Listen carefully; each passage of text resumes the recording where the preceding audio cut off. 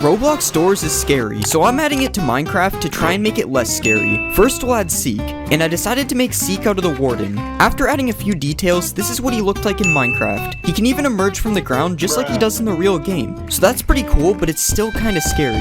Next I'm going to make Figure, and I used an Enderman even though I probably should have used the Warden. Anyways, after adding the bones on his chest, I was pretty much done, and Figure ended up looking a lot less scary in Minecraft. That is, until you go to the end. Next I'll make Screech, and I decided a Guardian would be the best fit for him. There isn't really much to say about this one other than the fact that he bounces around everywhere and it looks really funny. But even if it's funny, it still can be scary. Next we will make Ambush, and I decided to make him from a Ghast. After reshaping the Ghast and adding some green detail, this is how Ambush looked in game. He looks so ominous. Next I'm going to make Glitch, and Glitch was one of the harder mobs to make, but luckily I was still able to add him to the game, and as you can see, absolutely nothing went wrong. Okay, his name is Glitch, I meant to do that. Next I made Rush, and I decided to use a bee to make him. This was basically just a test of my drawing skills, and it's safe to say I'm a professional. Okay, well, it doesn't look that bad, honestly. Next I made Jack from a skeleton. At first he looked cursed, but I fixed him up a little bit, and this is how he turned out.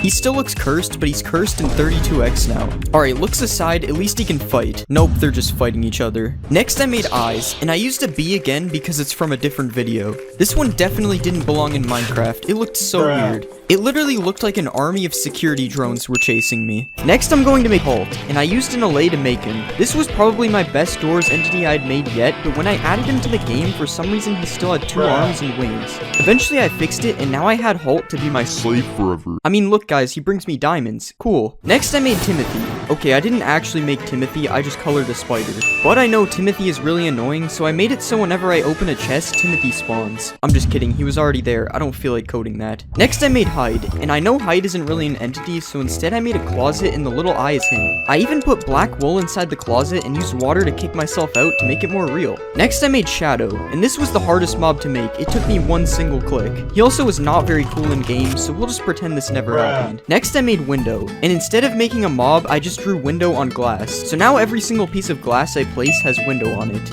That's it.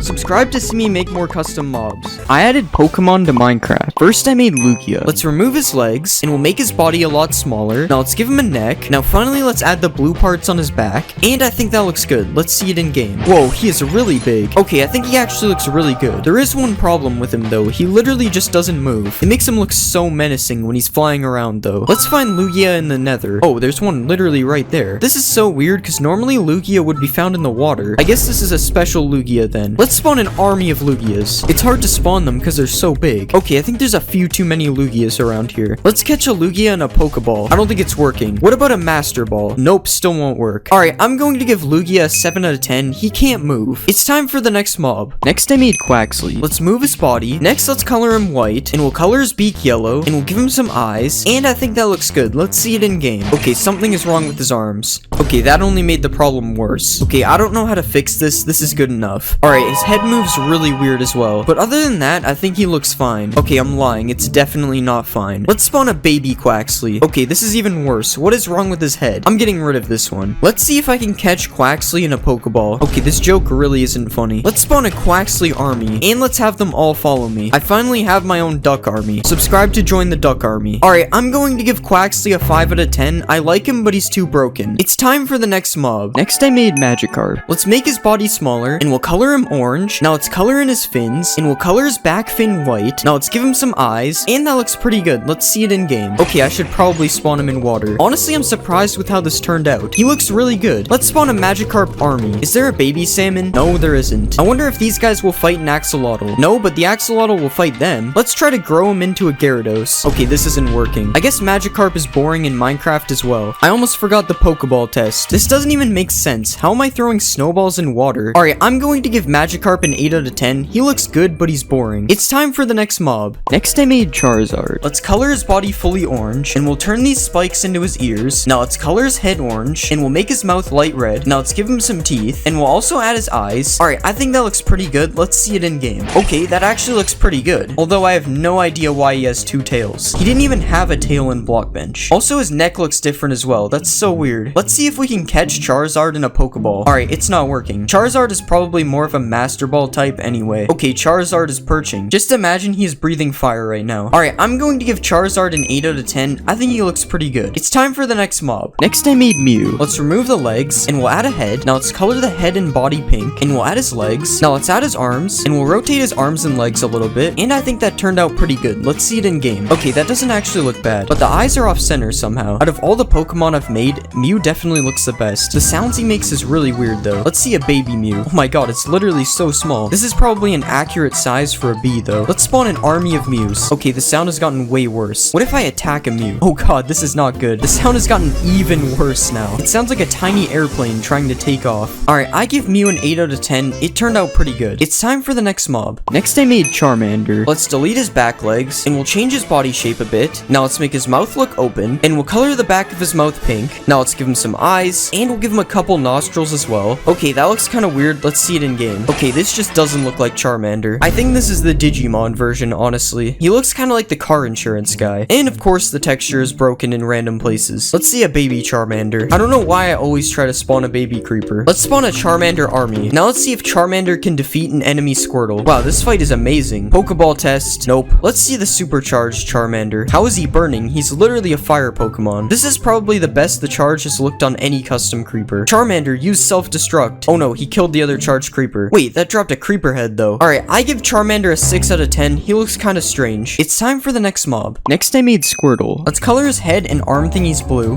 and we'll also color his legs. Now we'll add a white outline around the shell, and I'll trace over the shell with different shades of brown. Alright, just one more color left. That looks pretty good. Now we'll make his head a bit bigger, and we'll give him some purple eyes, and we'll add white to the outside. Next, let's give him some tiny eyebrows, and we'll give him a smile that doesn't look weird at all. Now let's make his spirally tail, and that looks good. Let's see him in game. Okay, let me know if you guys see the problem. It's kind of hard to spot. I don't really know how this happened, so I guess we'll just ignore that. But other than that, he looks fine. How does the baby look? I was hoping the baby was the size of a regular Squirtle because this guy is clearly too big. Alright, Squirtle army. Okay, I have to fix the floating thing. Okay, that looks a lot better. Squirtle, use Bubble Beam, or whatever move he has. Oh wait, I have to catch him first. Nope, the Pokeballs still don't work. I wish I had made him smaller because right now he's bigger than Blastoise. Alright, I give Squirtle a 6 out of 10. He just doesn't look that good. It's time for the next mob. Next I made Psyduck. Alright, let's delete all this, and we'll just get rid of his eyes as well. Now let's try to shape this into a duck, and we'll color it all in yellow. Now let's give him duck feet, and we'll color them a lightish yellow. Now we can give him a beak, and we'll color this the same color as his feet. Now we can add some little arms on each side, and we'll make his lizard-like tail. Now we can add the black tufts of hair to the top of his head, and we'll give him some eyes. Alright, that doesn't look terrible. Let's see it in game. Oh my god. That actually looks good, other than the walking animation. Okay, that might not be normal. To be fair, the walking animation would kind of fit him if it wasn't broken. Let's see a baby frog. Oh yeah, that's a tadpole. Let's see Psyduck eat a slime. Okay, the slime probably has to be smaller. Oh my god, that is so cursed. Isn't this an achievement or something? Oh, I give Psyduck a 6 out of 10. He's just too cursed. It's time for the next mob. Next I made Pikachu. Let's color him fully yellow, and we'll make his nose black. Now let's add his eyes, and we'll give him his red cheeks and a little pink mouth. Now let's shrink his ears a bit, and we'll color the top of them black. And now we can add his lightning bolt tail, and we'll move this there. That shape looks pretty good. Now we just need to color it in. And we'll make sure the bottom of his tail is brown. That looks good. Let's see it in game. Okay, he actually turned out pretty good. Look at the baby one. Look how small he is. Pokeball test. Why does it never work? Pikachu army. One fox could ruin it all. Pikachu, use Thunderbolt. Oh, what is he doing right now? I just can't believe how small the baby Pikachu is. It's like a mouse. I give Pikachu a 10 out of 10. I mean, how could you not? It's time for the next mob. Next I made Snorlax. Let's color him in greenish blue first. Now we'll change the shape of his ears. Let's make his face whitish. And we'll do the same for his belly. Now we can add his sleeping eyes, and we'll give him a smile, with a couple of teeth. Now we can color his legs the same color as his face, and we'll add little brown circles to them as well. And now finally we can give him some claws, and we'll color them white. I think that looks decent. Let's see it in the game. Yo, that actually looks pretty cool. And baby Snorlax? Yo, he's doing a roll. Ignore the missing texture on his head. Let's give them some bamboo. Apparently the small ones don't eat it. I don't know what you're talking about. The head is fine. I'm pretty sure Snorlax is supposed to be sleeping. We have to do a Pokeball test. Nope. Alright, I give Snorlax an 8 out of 10. It would be a 10 if he could sleep. Time for the next mob. Next I made Gengar. Let's delete his body and back legs, and we'll move his head down. Now let's color him light purple, and we'll add some tiny arms on the side. Now let's add the spiky parts on his head, and we'll give him some red eyes. Now let's draw his mouth, and we'll give him some angry eyebrows. And finally, let's give him some pupils. And I think that looks good. Let's see it in game. Okay, I don't know if that looks good or bad. I have no idea why his face is off center. Oh god, why does his head move like that when he's walking?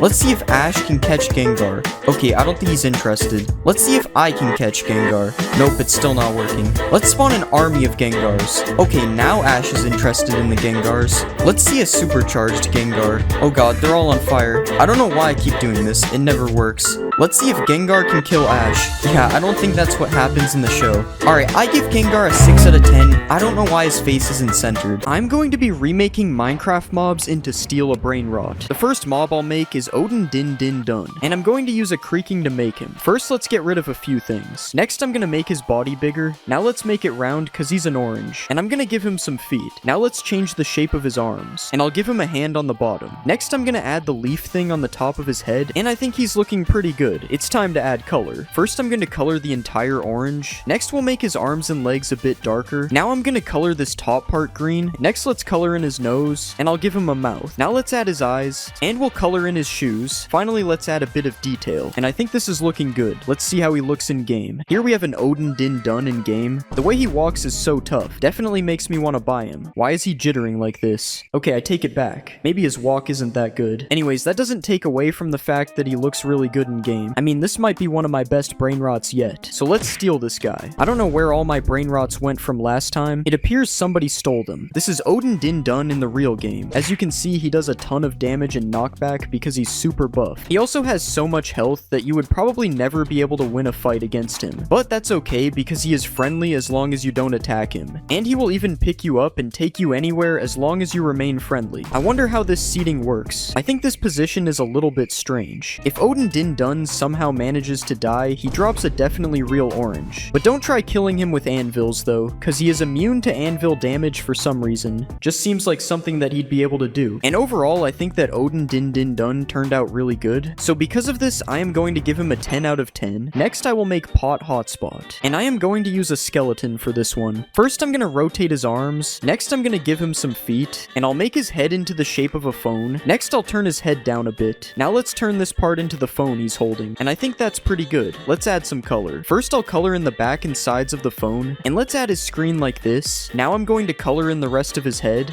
And we'll give him a face. And we'll add a bit more details to the face like this. Now let's change the color of the skeleton. And I think this looks pretty good. Let's see how he looks in game. This is how Pot Hotspot looks in game. As you can see, he turned out pretty good. I will say his face looks a little bit scary though. But he is a skeleton, so that's fine. Skeletons are supposed to be scary. The animation that he has for walking also looks a little bit sus. But that's fine, we'll still steal him anyway. And now we can go see Pot Hotspot in the actual game. This is how he looks inside of real Minecraft. Still sus. If you catch Pot Hotspot looking down at his phone, you are able to kill him in one hit. This is because he's not paying attention. Don't look at your phone while fighting. He's also immune to fire damage while looking at his phone. I don't know why. That's not a real thing. If you kill Pot Hotspot, he drops his phone. And if you try to use his phone, it has advanced security. It's definitely not just an end crystal. That's the security features. Anyways, Pot Hotspot looks really good. There's just a few things wrong with his face. So because of this, I'm going to give him a 9 out of 10. Next, I'm gonna make Nubini Pizzanini. And I'm gonna use a zombie to make him. First, I'm gonna shrink down his head. Next, I'm gonna make the pizza on top of his head. Now let's make him the size of a Roblox character. And I'll just change the size of the pizza bit too.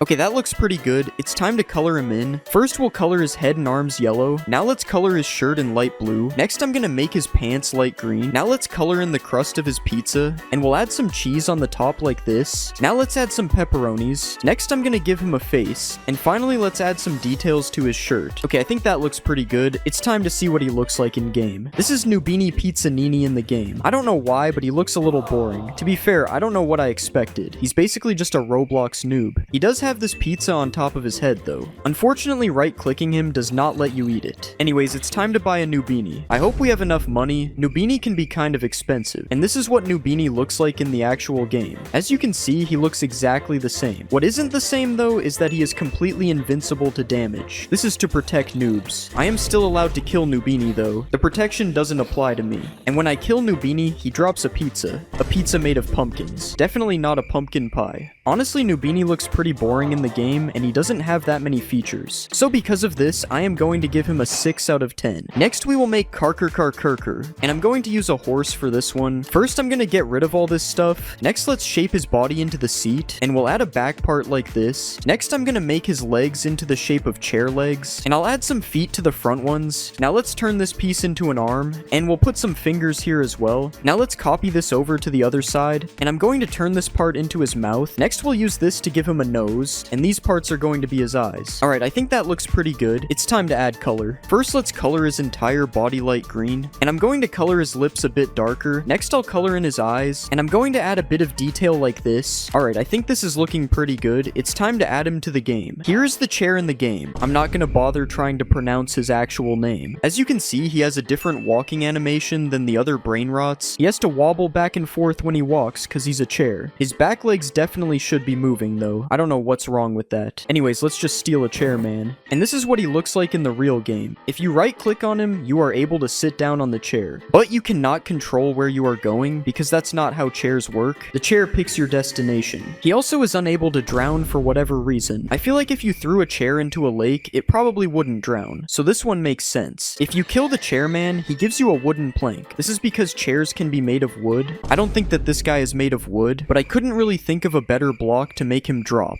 So he drops wood. And overall, I think the chairman turned out pretty good, but he's not the best brain rot I've made. So because of this, I'm going to give him an 8 out of 10. Next, I am going to make Las Tralaleritas, and we will use an axolotl to make them. First, let's get rid of the whole axolotl because we don't need it, and we will just use this Los Tralaleritos to make them instead. Let's replace all the blue parts with this pink color, and we'll do the same on the shoes, but make it a bit darker. Now let's color in the rest of their bodies bright white, and I'm going to make their lips lighter as well. Next, let's turn this into the bows that they have on their heads, and we'll color this light pink. And let's copy this over so each of them have one. Alright, I think that we are done. It's time to see what they look like in game. This is how they look in the game. As you can see, they look very similar to Los Tralaleritos from last video. But that's a good thing because they are supposed to look similar. The one on the left is missing eyebrows though. I don't know how that happened. Anyways, let's buy a Tralaleritas. And now we have a full row of brain rots in our base, so I think it's time to rebirth. This is how Los Tralaleritas looks in the real game. For some reason, they are very small. If you want to kill them, you will get a bucket of axolotl for the kill. Just think of it as one of them in the bucket instead of an axolotl. And if they end up swimming in water, I made sure to make it so that they can't drown, because they look like they would be able to live underwater. Overall, I don't think Los Tralaleritas is the best looking mob, so because of this, I decided to give them a 7 out of 10. Next, I'm going to make Chimpanzini Bananini, and we'll use the wither to make him. First, let's get rid of all the stuff we don't need, then we'll change the size of his body, and we'll make it a little bit wider as well. Now let's change the size of his head, and we'll start to turn his body into a banana. Now let's start adding some peeled parts on the sides, and we'll copy this to the other side. Next, I'm gonna start to make his face, and we'll give him some ears, and I think this is looking good. Now let's color him in. First, we'll color this part dark green. Next, I'm gonna color some parts of his face red, and we'll make the banana completely yellow. Now let's give him some eyes, and I'm gonna add his mouth. Now finally, let's color this part brown, and I think this is looking pretty good. Let's see how he looks in game. Okay, so we've made it to my Minecraft version of Steal a Brain Rot. It's really good, and it's definitely not unplayable. And this is what Chimpanzini Bananini looks like in game. As you can hear, he's got the wither sounds. It's very loud, so I probably shouldn't have added that. I also gave him like a flying animation. I don't think it's accurate, but whatever. I don't care. So I'm just gonna steal this guy and bring him to my base. Now he's in my base, which means we can take a look at some of the other features he has, like being able to do a ton of knockback when he hits you because banana peels are slippery. So it's like slipping on a banana peel, but the banana is hitting you instead. He also isn't able to take fall damage because I made him look like he's flying, and you probably don't take fall damage when you don't actually land on the ground. If you manage to kill a chimpanzini, you will get a blaze rod. This is because I didn't feel like adding a banana item, so a blaze rod is the closest looking thing. Just don't eat it. And overall, I think Chimpanzini Bananini turned out pretty good. And because of this, I am going to give him a 10 out of 10. Next, I'm gonna make Orangatini Ananasini, and I will use an iron golem for this one. First, let's get rid of this, and we'll change his legs to make them a lot smaller. Now let's make his body into the shape of a pineapple, and we'll move his head down like this. Next, I'm gonna add his mouth, and we'll give him some ears. Now let's give him some shoulders, and I'm going to move his arm down like this. Next, let's make his arm look a little bent, and we'll give him a hand. hand, and I think this is good. Now let's give him some color. Let's color his body in orange, and I'm gonna give him some brown hands and feet. Now let's color his face brown as well, and I'll give him some eyes and a mouth. Next, I'm going to color in the pineapple, and we'll give it a yellow pattern. Next, I'm gonna add the green part on his head, and I think that looks pretty good. It's time to see him in game. And as you can see, this is what he looks like in game. I'm not really sure why this top part ended up floating, but we're not gonna question it. The rest of him looks good. So let's steal Orangatini. Now I have 2 legendary brain rots, and this is Orangatini in the actual game. As you can see, he doesn't take that much knockback when you hit him. You could ask me why this is a feature, but I honestly have no idea. I think it's just because he is an iron golem. That's it. You also get a pufferfish when you kill this guy, and you can probably guess why I chose a pufferfish. Again, it's because I didn't feel like adding a pineapple to the game. So instead we get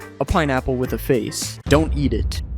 Regardless of the pufferfish, I think Orangatini looks pretty good, and because of this, I am going to give him a 9 out of 10. It would be a 10, but the floating hair part dropped the rating. Next, I will make Glorbo, and I'm going to use a turtle to make him. Let's get rid of a few things. Next, I'm going to make his body into the shape of a melon. Let's make the melon a little bit rounded. Now I'm going to start shaping his neck, and we'll attach his head to the neck part like this. Next, I'm going to start changing the shape of his head, and I'll give him a nose. Now I'm going to give him some legs, and we'll copy this to the other side. Okay, now this looks pretty good. Let's start to give him some color. First, we're going to color this part green for now, and I'm going to color his legs darker green, and I'll do the same for his head and his neck. Now let's color in the bottom of his neck and head, and finally we'll change the green part to a melon texture. Alright, I think that looks pretty good. Let's see how he looks in game. This is Glorbo in the game. For some reason, you have to punch him to make him walk in the line, but you might have noticed that just like in Steal a Brain Rot, Glorbo rolls instead of walks. Unfortunately, we don't see anything other than a melon though, so we have to steal him. And this is how Glorbo looks in the game. As you can see, he actually looks pretty good. I'm surprised because I thought this one would look pretty bad. I'm not gonna lie. If Glorbo is rolling around, he becomes immune to projectiles because he's rolling so fast that he just deflects them. He isn't immune to swords though, as you can see. And if you kill him, you get a full watermelon. I don't think I have to explain why he drops one. You can probably figure it out. Since Glorbo is an alligator, if he ends up underwater, he will never drown. And if you see this in the water, you should stay away, because we all know what happens when you go in the water with a gator. Overall, I think Glorbo turned out better than I expected, so because of this, I'm going to give him a 10 out of 10. Next, I'm gonna make Los Tralalaritos, and I will use a Vex to make them. First, I'm gonna get rid of this stuff because we don't need it, and let's make his head a little bit wider. Next, I'm gonna move his arms, and we'll make the body a bit bigger too. Now let's start giving him some legs, and we'll turn his arms sideways. Now I'm gonna add a little nose, and I think that looks good, so let's color him in. First, we'll color this part blue, and I'm going to color the front like this. Now let's color his legs light blue, and I'm gonna make the bottom of his shoes white. Now this is good, so let's copy him and make 3 of them. Now I'm gonna give them some eyes, and I'll make their mouths. And I think this looks pretty good. Let's see what they look like in game. This is how Los Tralalaritos looks in game. As you can see, they look alright. Their faces do kind of look like they belong on dogs though, so that might need to be fixed. They also make kind of a scary noise when you get close to them, but that's fine because we found a secret. I'm sure it's gonna give us a lot of money in this real Steal a Brain Rot game. If you try to damage these guys, it's impossible. You are not able to damage them. So you would probably like to know that if you kill them, you get a god apple because you can't kill them. So if you killed them somehow, you deserve it. Overall, I don't think Los Tralalaritos turned out as good as they could have. So for that, I'm going to give them a 7 out of 10. I don't know why, but something about their face just does not look right. Next, I will make Bombombini Gusini, and I'm going to use a Ghast for this one. First, let's get rid of all the Ghast's legs, and I'm going to flatten this part. Now let's shape it into the body of a plane, and I'm going to use this piece to make his feet. Now let's copy this over to the other side, and I'm gonna add some more details on the sides. Next, let's turn this cube into his wings, and I'm gonna make this into a tail. Now let's give him a neck, and we'll also give him a head. And I think this looks pretty good. It's time to add color. First, I'm gonna color his body fully gray. Next, let's color the feet and wings brown. Now I'm gonna color in his beak, and we'll give him some eyes. Now let's add a bit more details, and I think this is looking pretty good. It's time to add him to the game. This is Bombombini Gusini in the game. I don't know why, but he is moving super fast. It's probably because he's a plane. Planes move fast. He's pushing the other brain rots. This is kind of insane. Anyways, we are going to buy this Gusini real quick, and now we have a pretty insane looking base. We are already making so much money from these brain rots. If you right click on Bombombini Gusini, you are able to go on a flight to anywhere. Well, not really, because he doesn't seem to go up, so I can't get over this mountain. But you are still able to ride him. You also can't attack him with a sword because planes are immune to swords. Don't go test that. It's probably actually true. If you kill Bombombini, he drops some feathers. And that is because he is a goose, not because the plane is made of feathers. And overall, I think Bombombini Goosini isn't the best looking mob I've made, but he still looks decent. So because of this, I'm going to give him an 8 out of 10. The next mob is...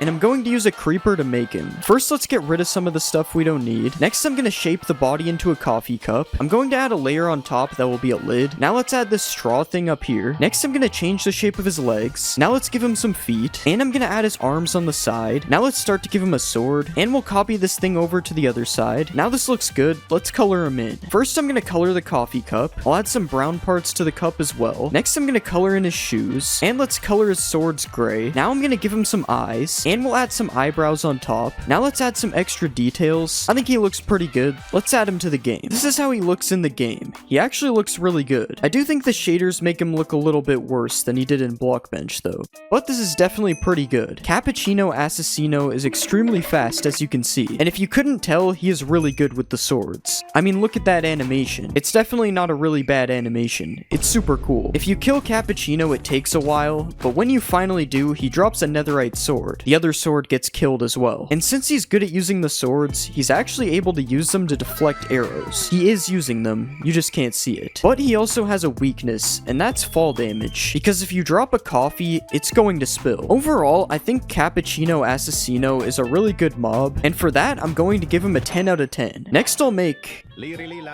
and I'm going to use a Ravager to make her. First, I'm going to get rid of these two legs. Next, we'll add our own body, and I'm going to make these legs wider. Now let's change the shape of the face, and next I'm going to add a long trunk. Now let's give her some big elephant ears. We'll copy that to the other side, and let's add some big feet for her sandals, and I think that looks good. Now let's color it in. I'm going to color the cactus parts green for now, and I'll color the sandals all brown. Now let's add some white tusks, and I'm going to give her a couple of eyes on the side of her face. Next, let's replace all the green with a cactus texture, and I think this looks pretty good. Let's see how she looks in game. This is how Larilla, I don't know how to say the name, looks in game. As you can see, she is really big, and also is a giant cactus, which is why we're in a desert. But she moves really slow due to her size, as you can see. I don't know if that's accurate to elephants, but I don't care if it is. And she also has the ability to teleport through time.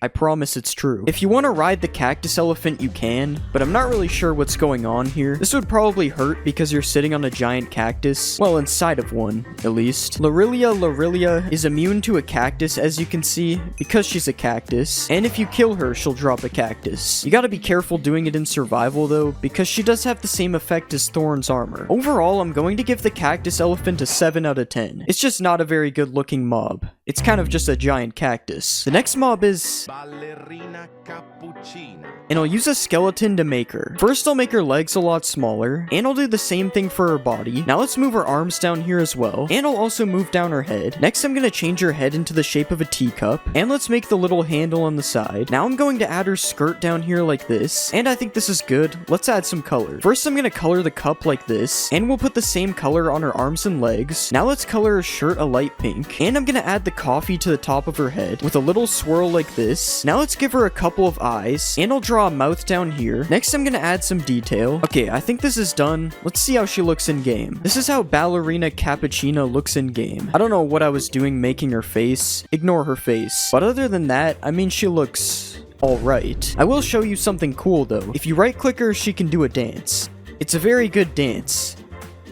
Not glitchy at all. Ballerina Cappuccina has the lowest HP out of the mobs I've made so far, but she has fast speed from dancing to make up for having no health. The dancing also allows her to be immune to damage like fire damage, as she can dance over it. I know she isn't dancing right now, but just pretend that that's what's happening, okay? If you kill the ballerina, you get a bucket of milk, because that's the closest thing to a cappuccino in Minecraft, and overall, I'm going to give the ballerina a 6 out of 10. I'm not gonna lie, the design for this one was pretty bad. Next, I'm going to make and I'm going to use a cat to make him. First, let's move the body up a bit. Next, I'm gonna turn this tail into a fish tail. Now let's add a fin on top, and I'm gonna put some fins on the side as well. Now let's give it some feet, and we'll add a chin underneath the cat head like this. Now I think this looks good. Let's give it some color. Let's color the sides of the fish like this, and I'm gonna color these fins in red. Now let's change the color of the cat's head, and I'm gonna color in the legs this color. Now let's add some fish scales like this, and I'm gonna add some detail to to his face. Now let's color in underneath, and I think this is looking good. Let's add him to the game. This is how the mob, whose name I'm not even gonna try to pronounce, looks in game. This has got to be one of the stranger looking mobs for sure. It's part fish, part human, and part cat. And part broken, as you can see with the fins. They're kind of glitchy. If you didn't know, this fish cat is supposed to be the fastest brain rot animal, so I added that. There is nothing faster than this in the game. I don't even know what's going on. The fish cat is also supposed to attack dolphins. It's so fast that it can't even attack them properly though. Like that one just no-clipped out of reality. And this one's doing something. And if you can kill a fish cat, it drops a fish. It's either that or I make it drop a cat. I'm not gonna lie, this mob looks strange and is kind of broken, but I'm still gonna give it an 8 out of 10. Honestly, I don't know why. It just feels like it deserves a high rating. The next mob is... and I'm going to use a dolphin to make it. First, let's change the shape of the tail like this. Now let's change the shape of his head. Next, I'm gonna add a third fin in the back right here. And let's start to add some shoes. And this is pretty good. So let's start coloring his whole body blue, and I'm gonna color this part of the shoe lighter blue, and we'll color the bottom of the shark a whitish color, and I'll add some eyes like this. Now let's give him a mouth, and after changing the design a little bit, I think he looks pretty good. Let's add him to the game. This is how he looks in the game. I think he actually looks pretty good. His shoes are a little bit glitchy, but other than that, everything turned out good. I will say I'm not sure if he's the right size though. I think he's supposed to be a little bit bigger. He also does occasionally make some scary noises. I'm not sure what's up with that. Obviously, since this guy is a shark, he's able to swim in water. Well, kind of. I don't really know why he's bouncing up and down. I guess it's just those shoes making him walk on water. You are also able to ride him in the water, but for some reason you can't control it at all. Yeah, something might be wrong here. Anyways, you are able to ride on land just fine, if you ignore the fact that I'm super high up and that there's water noises. And if you kill one of these guys, you get a pair of those shoes for yourself. They're just diamond boots. They're not special boots. Anyways, I'm gonna give Tralalero Tralala a 6 out of 10. He looks good, but there was too many broken features. Next, I'm going to make... and for this one, we are using a warden. First, I'm gonna get rid of all the stuff we don't need. Then let's change the shape of his head a bit. Next, I'm gonna make his arms a lot thinner. Next, I'm gonna start giving him massive feet. And next, I'm gonna add his big nose. Now this is looking pretty good, so it's time to color him in. First, I'm gonna color his feet like this. Now I'll color his nose in slightly darker. And I'm gonna color the leaf parts in green for now. Next, let's draw his beard like this. And I'm gonna give him a couple of eyes. And finally, I've replaced the green parts with leaves like this. And I think he's looking pretty good. Let's see him in game. This is how he looks in the game. As you can see, he's a little bit giant. Look at these massive feet. This is crazy. He also turned out pretty good, except for this glitched part on top of his head. I thought I removed all the warden texture. I guess not. This guy has a ton of health to the point where I wouldn't even try killing him. And he's also super OP in a fight. I wouldn't try fighting him either. He is kind of slow due to his size though, but that doesn't change that he has a lot of health. If you do kill him, you receive a forbidden item, which is air. It's nothing. It was supposed to be a plant pot with a sapling, but that's not an actual item that you can get in the game, which is why I called it a forbidden item. Anyways, he's honestly a good addition to the game. So because of this, I'm going to give him a 9 out of 10. It would be a 10 if it wasn't for the glitched warden texture on his head. The next mob I'll make is... and we're going to use an enderman to make him. Let's start by changing his legs, and we'll make his body a lot longer like this. Now let's remove the head, and I'm gonna move his arms and make them shorter as well. Next, let's turn these cubes into his mouth, and now it's time for us to add some color. I'm going to color his entire body like this. Now let's make his cheeks a darker color, and we'll color the back of his eyes in white like this. Next, I'm gonna color his eyes brown, and I'll color his mouth a similar color. Now I'm gonna color in his eyebrows. Next, I'm gonna give him some black pupils, and finally I'll give him his bat. Alright, I think this looks pretty good. Let's see how he looks in game. This is how he turned out in game. Honestly, this is one of the scariest mobs yet. I mean, bro's face looks messed up. He kind of looks like Mr. Potato Head. Honestly, I don't think I want any of these running around in my world. He does not look friendly. I will say he is the first mob to have no mistakes though. Obviously, we gave him a bat for a reason, so let's see him put it to work. As you can see, the bat does crazy knockback, but because he has a stick, he has a lot less health than the previous mobs. And if you kill him, you can get the stick for yourself, except it's a debug stick. It's not a knockback stick. This is not Bed Wars. Other than that, there isn't much more to say about this guy. He's just kinda there. He has no mistakes though, so I'm gonna have to give him a 9 out of 10. It would be a 10 if he wasn't so scary. Next, I'm going to make... And for this one, we'll obviously use a frog. First, I'm gonna remove the frog parts that we don't need. Next, I'll move the frog head all the way up here. Now let's start to make this part into the shape of a tire. Now I'm gonna turn this cube into his feet. Now this is looking pretty good. It's time for us to add color. First, we'll color his legs and feet in like this. Next, I'm gonna color the entire tire in gray. And I'll put some black tire marks all on the outside of the tire like this. Next, I'm gonna color the inside of the tire a darker black. And I'll add some detail to the feet like this. Finally, I'll change the frog head's color to green. And I think this looks pretty good. It's time to add him to the game. Okay, so this is what he looks like in the game. Honestly, this is what you would expect. I'm not gonna lie, I don't know what this thing is even supposed to be. Yeah, that's about it. One thing about this guy is that he's super fast when he finally decides to move. Not sure if he's gonna move though. Okay, I can't even get them to fight each other. I guess they're broken. Or this is the most crazy fight of all time. Oh, hitting him with the sword somehow fixed it. Anyways, as you can see, they drop a slime ball when killed, and yeah, he's super fast when you can get him to move. But because it's almost impossible to get him to move, I'm going to have to give him an 8 out of 10. If he did that more often, it would still probably not be a 10, because I still don't even know what this thing even is. The next mob I'll make is... and I'm going to use a camel to make him. First, I'm going to get rid of some of this stuff that we don't need. Next, I'm going to make the body a lot bigger into the shape of a fridge like this. And I'm going to make the front legs a lot thinner. Now it's time to turn this bottom part into boots. Now let's adjust the fridge a little bit more, and it's time to color this in. First, I'll color the fridge light gray like this. Next, let's add a gray line on the edges right here. Now let's add another line to separate the freezer. Now let's turn this piece into the fridge handle. Next, I'm gonna color his shoes a brownish color. Now let's add some laces to the shoes, and I think we're done. Let's see how this guy looks in game. This is how the fridge camel looks in game. Not gonna lie, it's one of the worst looking mobs, but that's because it's literally a camel in a fridge. Still no visible mistakes though, so at least that's good. Despite being part fridge, which is pretty heavy, the camel can still run pretty fast, even faster than Boneka. You can also ride the camel, but the only issue is you get put in the fridge because that's the only place to sit. At least fridge travel is way faster than it is on a regular camel, so there's an upgrade there. Also, if your camel gets into a fight, it is pretty much immune to knockback. As you can see, the bat does nothing to him. Because he's part fridge, he's basically a brick wall. There's no moving this thing. If you manage to kill a fridge camel, it will drop a block of ice, and it's pretty self-explanatory why, because it's ice, and a fridge is cold. Overall, I decided to give the fridge camel an 8 out of 10. The mob is good, but I just don't like the design. Next, I'm going to make...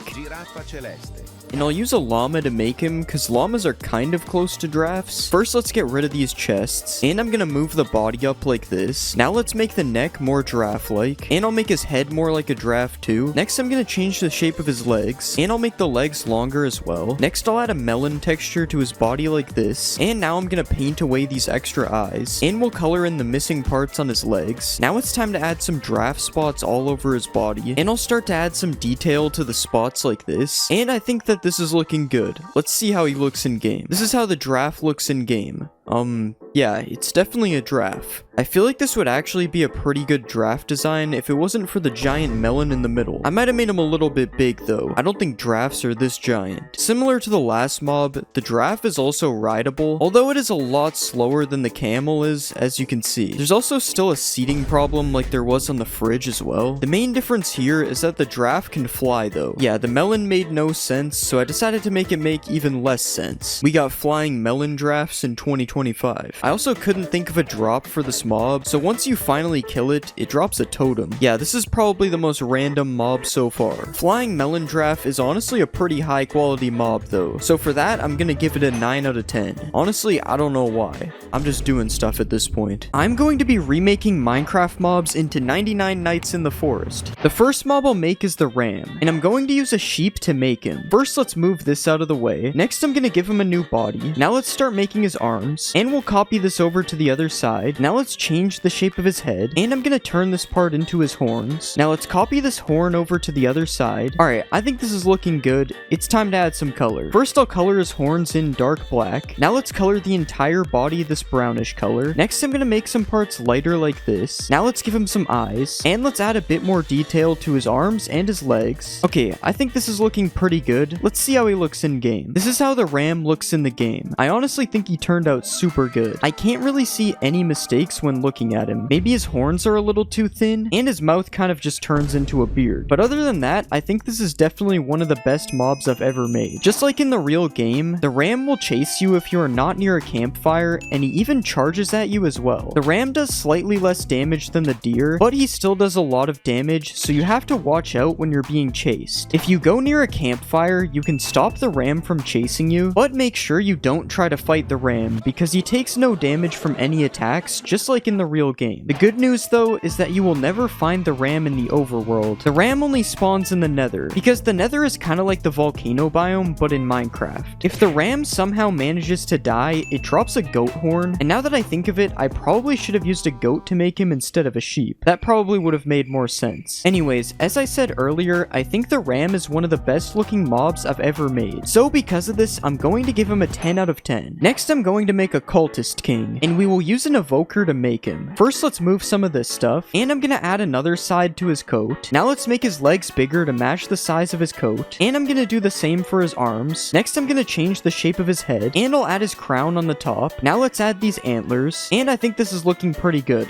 Let's color him in. First, I'll color his clothes bright yellow. Next, I'm gonna color his skin light red. Now let's color in the shirt underneath. Next, I'm gonna add some details to his coat. Now let's add his face, and I'm gonna add a bit more details to his clothes. Alright, I think this is looking pretty good. Let's see him in the game. This is the cultist king in the game. As you can see, he looks like a Roblox character. That is a good thing, because he is a Roblox character. Anyways, he does look really good in game. The only thing that maybe needs to be fixed is his eyes, because they are kind of connected together. But other than that, he definitely looks like the cultist king. In order to find a cultist king, you need to get to an abandoned village with regular cultists. You can then summon him by placing a gem inside of each house. Once you summon the cultist king, you will find that he is a little bit stronger than a regular mob. He is also immune to fire and explosions, so you're gonna have to kill him yourself. If you do manage to kill the cultist king, he will drop a mace. This is because the cultist king is supposed to be holding his own mace, which I completely forgot to add. But at least he still drops a mace. That's better than nothing. Overall, I think the cultist king turned out pretty good, other than the missing mace. So because of this, I decided to give him a 9 out of 10. The next mob I'll make is the pelt trader, and I'm going to use a wandering trader to make him. First, let's get rid of all the stuff we don't need. Next, I'm gonna make his body a little bit bigger, and we'll use this body to give him some new arms. Next, let's change his legs to match the arms, and I'm gonna make his head a little bit smaller. Now let's turn this part into his hair, and we'll give him a cape on his back like this, and I think this is pretty good. Now it's time to color him in. First, let's color his body parts yellow like this, and we'll color his pants in dark black. Next, I'm gonna make his shirt dark brown, and we'll color this part in white. Next, I'm gonna add a bit more detail to his shirt, and I'm gonna color in his hair a little bit like this. Now let's give him some eyes and a mouth, and finally I'll color in his cape. Let's add a bit of detail. Alright, I think this is looking pretty good. Let's see how he looks in game. This is how the pelt trader looks in the game. Just like the last mob, he looks a lot like a Roblox character. That's a pretty common thing that happens when you're making Roblox characters. But he does look pretty good. There is a slight problem on his hands and his feet that I can't fix without my game crashing, so we'll just ignore it. I also probably should have made his cape move a bit while he's walking, but he's good enough like this. I'm not messing with him anymore. The pelt trader is invincible just like he is in the actual game, and he will show up randomly every few days after you sleep. If you have a rabbit's foot, you are able to give it to him and trade for a flashlight. This is definitely not a spyglass. It's a flashlight. You just can't see because it isn't dark. But that is the only trade level that he has right now, so you can only trade him rabbit feet. Nothing else will work. If the pelt trader somehow dies, you can get a flashlight from him for free instead of trading, and overall I think the pelt trader looks pretty accurate to the real game, but there are a few issues that couldn't be fixed. So because of this, I'm going to give him a 7 out of 10. Next, I am going to make a scorpion, and I'm going to use a silverfish for this one because they're pretty much the same thing. First, let's get rid of all of this stuff. Next, I'm going to rearrange these pieces a little bit, and we'll extend this part out a little bit more to be a tail. Now let's raise this body up a little bit, and I'm going to give him a leg like this. Now let's copy this leg until there is 6 of them, and I'm going to start to add his claws. Now let's copy this to the other side. Alright, I think this looks pretty good. Let's color it in. First, let's color the entire body in brown. Next, we'll add some darker brown details like this, and I'm going to add a couple orange eyes in the front, and let's add these mouth things as well. Now finally, let's add a bit more detail. Alright, I think this looks pretty good. Let's see how he looks in the game. This is a scorpion in game. As you can see, it's definitely a bit larger than a silverfish, but the scorpions in 99 Nights are pretty big compared to real scorpions, so I think it's fine. There is one mistake on the scorpion. Somehow it's missing the dark brown part on its feet on this side. But other than that, I think it turned out really good. Scorpions are really fast, as you can see. I think they are too fast, actually. I don't know how it ended up this fast. And if they hit you, there is a 1 in 10 chance that you will get poisoned. The good thing is, they don't have that much health. And if you kill a scorpion, it will give you one of these shells. I did this because scorpions can drop a scorpion shell in 99 nights, but there is no scorpion shell in Minecraft, so we get Nautilus shells instead. Alongside being able to run super fast, scorpions are also able to jump off of anything without taking fall damage. So getting away from them is pretty much impossible. You are going to have to kill them. Overall, I think the scorpion turned out pretty good, and it looks very accurate to the one in the real game. So because of this, I'm going to give the scorpion a 9 out of 10. Next, I'm going to make a lava mammoth, and we will use a ravager to make this one. First, let's remove the stuff that we don't need. Next, I'm going to change his legs a little bit, and we'll add some feet at the bottom like this. Next, let's change the shape of his body, and I'm going to make the head a lot smaller as well. Now let's add this part on the top, and I'm going to give him some big ears. Now let's turn this part into his trunk, and we'll turn this part into a tusk. Now let's copy this tusk to the other side, and finally we'll add a little tail. Alright, I think this is looking pretty good. Let's add some color. Let's color his entire body red, and we'll color his tusks in white like this. Now let's give him some little red eyes, and we'll color some parts a little bit darker red. Next, let's add a bit of detail like this, and I'm gonna add these big white nails on his feet. Now let's add a bit more texture, and I think this looks pretty good. Let's see how he looks in game. This is how the lava mammoth looks in the game. As you can see, I made him very big, but he is pretty big in 99 nights as well, although I'm not sure if he's this big. Anyways, the lava mammoth looks pretty good, as you can see. There isn't too much detail on it, but that's because it's a big red mammoth. There isn't much detail to it in the real game either. The lava mammoth has the most health out of any mob so far, so killing this thing is going to take a while. It also is immune to fire because it's made of lava, so burning it isn't an option either. The good thing is that if you get the lava mammoth to low health, you are actually able to tame it and ride it around. You're not really able to see anything while riding it though, because it is kind of gigantic. If you want to just kill the lava mammoth, it will drop a cooked steak. I probably should have made it drop a bunch of steaks, like it does in the actual game, instead of just one, but I'm not fixing that, so you just get one steak from a giant elephant. Overall, I think the lava mammoth looks pretty good for what it is, so because of this, I decided to give it an 8 out of 10. The next mob I'll make is the owl, and I'm going to use a chicken to make him, because a chicken is almost the same thing as an owl.